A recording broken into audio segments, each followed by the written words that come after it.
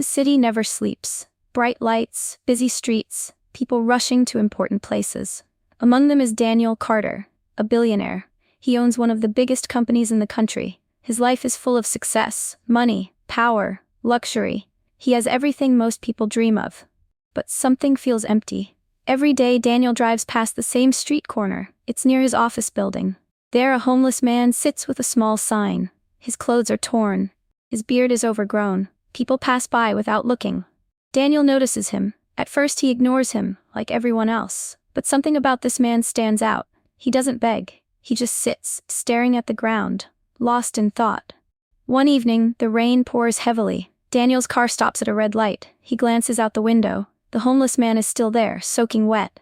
Daniel feels something strange, pity, but also curiosity. Who is this man? Why is he here every day? The light turns green. His driver moves forward. But Daniel can't stop thinking about him.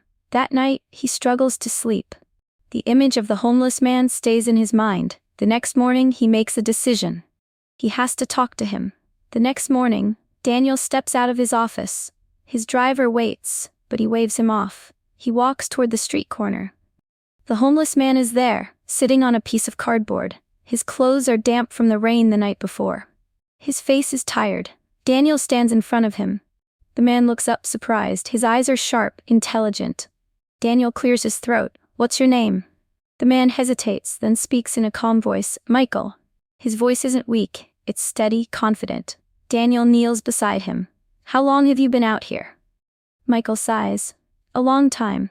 Daniel studies him. His posture is straight. His words are clear. He doesn't look like someone who's been broken by life. "You don't seem like most people I see on the streets." Michael chuckles, shaking his head. "I wasn't always here." Daniel waits, but Michael doesn't say more. The wind is cold. People pass by, ignoring them. Daniel doesn't move. "What happened?" Daniel asks. Michael looks away. "Life." Silence. Daniel exhales. He reaches into his pocket and pulls out $100 bill. Michael doesn't take it. "I'm not a beggar," he says. "I don't want money." Daniel frowns. "Then what do you want?" Michael meets his gaze. A chance. Something in his voice makes Daniel pause. For the first time in years, he feels something unexpected. Respect. Daniel studies Michael's face. His words linger in the air. "A chance?" Daniel repeats. Michael nods. "I don't need your money. I need an opportunity to rebuild my life." Daniel leans back, surprised. Most people in Michael's position would take the cash and move on. But Michael is different. "What did you do before this?" Daniel asks. Michael hesitates, then shrugs. "It doesn't matter anymore." Daniel knows that's not true, but he doesn't push. Instead, he makes a decision. "Come with me." Michael looks up, frowning. "Where?" "Somewhere warm, somewhere you can rest." Michael stares at him for a long moment. His hands tighten into fists. He's used to empty promises. "Why are you doing this?" he asks. Daniel doesn't have a clear answer. "Because I can." Michael exhales. His shoulders drop slightly. He nods. "All right." Daniel signals his driver. The car pulls up. People on the street glance their way. A billionaire and a homeless man. An odd pair.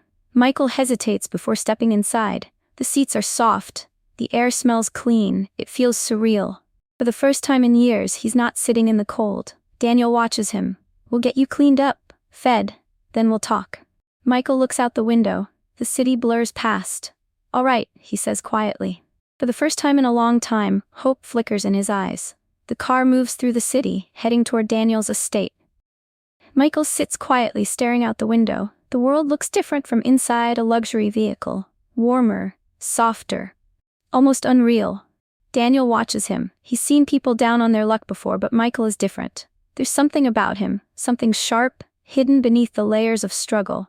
The car stops in front of a large guest house on Daniel's property. It's quiet, private. A place where someone can start over. "This is yours for now," Daniel says. Michael steps out hesitantly. The air smells fresh, different from the city streets. He follows Daniel inside. The house is simple but elegant. A clean bed, a stocked kitchen, a bathroom with hot water. Michael runs a hand through his unkempt beard. "I don't know what to say." "You don't have to say anything," Daniel replies. "Take a shower, eat, rest, we'll talk later." Michael nods slowly. His fingers graze the smooth wooden table. It's been years since he's touched something this polished. Daniel leaves him alone. He doesn't expect gratitude. He just wants to see what Michael will do next. An hour passes. Daniel returns to find Michael clean-shaven, wearing fresh clothes. He looks like a completely different man. For the first time, Daniel sees him clearly. Strong posture, sharp features, a presence that doesn't match the life of a man who's been homeless for years. Michael sits at the table, eating slowly. He's not starving, he's disciplined, controlled. Daniel sits across from him. "Tomorrow, we start fresh," he says. "I'll help you get back on your feet, but I need to know something." Michael looks up. "What?" Daniel leans forward. "Who are you really?" Michael's expression hardens. He sets down his fork. For the first time he seems nervous. Michael wipes his mouth with a napkin, his movements slow and deliberate. He doesn't answer right away. Daniel leans back, waiting. He's used to people being open with him. But Michael is different. There's a wall around him. Finally, Michael sighs. "I told you, my name is Michael." "That's not what I asked," Daniel replies. "I want to know who you were before this." Michael's jaw tightens. "Does it matter?" Daniel studies him. "If you want a fresh start, yes." Michael leans back, crossing his arms. His eyes darken, like he's trapped between the past and the present. "I had a life, a career, a future." His voice is quiet but firm, "and then I lost everything." Daniel watches him closely. "How?" Michael exhales sharply. "Betrayal. A single word, but it holds weight." Daniel recognizes that tone. It's the voice of a man who once had power, a man who once trusted the wrong people. Michael shakes his head. "It doesn't matter anymore." Daniel disagrees. He sees something in Michael, a sharpness, an intelligence. This isn't a man who simply gave up on life. Something happened to him, something deep, but Michael isn't ready to tell him. "All right," Daniel says, "no pressure. But if I'm going to help you, I need to know who I'm helping." Michael looks away. He's silent for a long moment. Then he nods, almost to himself. "One day I'll tell you." Daniel doesn't push. "Fair enough." He stands up. "Tomorrow we start working on your future. Be ready." Michael watches him leave, his expression unreadable. He isn't sure if Daniel is truly helping him or if he's getting too close to a truth that should stay buried. The next morning, Daniel walks into his office with Michael on his mind. There's something about him that doesn't add up. His posture, his tone, the way he speaks, it all feels out of place for someone who's been living on the streets. Daniel isn't used to unanswered questions. He likes knowing everything, especially about the people around him, so he makes a call. "Find out everything you can about a man named Michael, no last name, lived on the streets for a long time. He's sharp, educated, and not your typical homeless case." His assistant, Olivia, doesn't question him. "I'll get back to you soon." Hours pass. Daniel focuses on work, but his mind keeps drifting back to Michael. He sees potential in him. But potential for what? By the afternoon, Olivia walks into his office, holding a file. Her expression is tight. "You're going to want to see this," she says. Daniel takes the file, flipping it open. His eyes move over the words quickly, his brow furrowing. "Michael Kingston, former CEO." Daniel's grip tightens on the paper. "CEO?" He looks at Olivia. "Are you sure this is him?" She nods. 100%. Daniel reads further.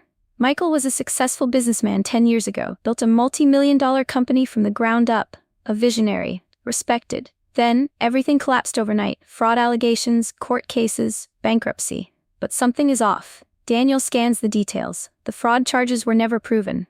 The case was quietly dropped. But by then the damage was done. Michael lost his company, his wealth, his reputation, his life was destroyed. Daniel exhales. This isn't just some random homeless man. Michael was once just like him. Maybe even more powerful. He closes the file. His mind races. How does a man like that end up on the streets? And more importantly, who wanted him there? Daniel picks up his phone. "I need to talk to Michael. Now." Daniel stands outside the guest house, file in hand. He's not sure what he expects, but he knows one thing. Michael has been hiding something big. He knocks. A few seconds later, Michael opens the door. He looks better, clean, rested, more like the man he used to be. But when he sees the file in Daniel's hand, his expression changes.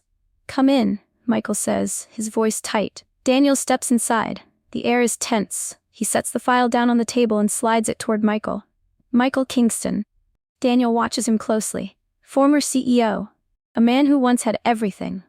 Michael doesn't react at first. His fingers brush over the file, but he doesn't open it. You looked me up, he says quietly. Of course I did. Daniel crosses his arms. You weren't going to tell me. Michael sighs and sinks into a chair. Because it doesn't matter anymore. Daniel sits across from him. It does. I need to know what happened. Michael hesitates, staring at the file like it's a ghost from his past. Then, finally, he speaks. I built a company from nothing, spent years making it successful. Then, one day, everything was gone. Because the fraud charges? Daniel asks. Michael lets out a bitter laugh. The charges were fake. Someone set me up. Daniel leans forward. Who? Michael shakes his head. I don't know, but they were powerful. They made sure my name was ruined. By the time the truth came out, it was too late. Silence fills the room. Daniel watches him. He's telling the truth. Daniel can feel it. So you just gave up? Daniel asks. Michael's eyes flash. I lost everything. My company, my money, my home. No one wanted to be associated with me. I had nothing left. Daniel exhales. He understands betrayal. He understands how fast things can be taken away. But something about this doesn't sit right. Someone went to great lengths to destroy Michael, and Daniel is going to find out why. Daniel leans back in his chair, studying Michael.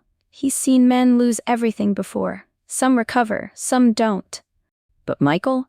He doesn't seem like a man who should have ended up on the streets. What if I told you I could help you get your life back? Daniel asks. Michael lets out a dry laugh. You already have. A warm place, a meal, trust me, that's more than I've had in years. Daniel shakes his head. I mean, really get back on your feet. Work, purpose. Michael's expression hardens. No one's gonna hire a man with my past. Daniel smirks. You don't need to be hired. Work for me. Michael blinks. What? Daniel leans forward. You built a company from nothing. That takes skill, intelligence. I need someone like that. Someone who understands business, risk, strategy. Michael stares at him. Why would you trust me? Daniel shrugs. Call it a gut feeling. Silence stretches between them. Michael exhales, rubbing his temples. You really think I can rebuild? He asks. Daniel nods. I don't think. I know. Michael hesitates, then looks down at his hands. He used to sign million-dollar contracts with these hands. Now they are rough, marked by years of survival. But deep inside, the fire isn't completely gone. He looks up at Daniel. All right? Daniel smiles. Good, we start tomorrow. For the first time in years, Michael doesn't feel like a man who lost everything. He feels like a man about to get it all back. The next morning, Michael wakes up feeling different. For years, he's been surviving. Now, for the first time, he feels like he's moving forward. Daniel gives him a role at his company, not a high position, but enough to get started. Michael steps into the office building, feeling the weight of memories from his past. The polished floors, the smell of coffee, the quiet hum of business. He used to live in places like this. And now he's back. Days turn into weeks. Michael proves himself quickly. His instincts are sharp. He sees problems before they happen. Daniel watches him closely, impressed. He knew Michael was good. But this is natural talent. One afternoon, Daniel calls him into his office. I want you to help me on a new project, Daniel says. It's a big deal. High stakes. You in? Michael nods without hesitation. Of course. Daniel slides a folder across the table. Michael flips it open. At first he skims the numbers. Then he stops. His grip tightens. He stares at a familiar name. A company name. A name he hasn't seen in years. The company that ruined him. His heartbeat pounds in his ears. His vision blurs for a moment. He flips through the documents quickly, scanning contracts, deals, pieces of a puzzle. And then it hits him. Daniel's company was indirectly involved in his downfall. Not directly, not intentionally, but someone within Daniel's world, someone powerful, had a hand in destroying Michael's life. His breath turns shallow. He closes the folder slowly. Daniel notices the change in his expression. Something wrong? Michael looks up. His face is unreadable. No, he says quietly. Everything's fine. But inside his mind is racing. For the first time since meeting Daniel, Michael isn't sure if he can trust him anymore.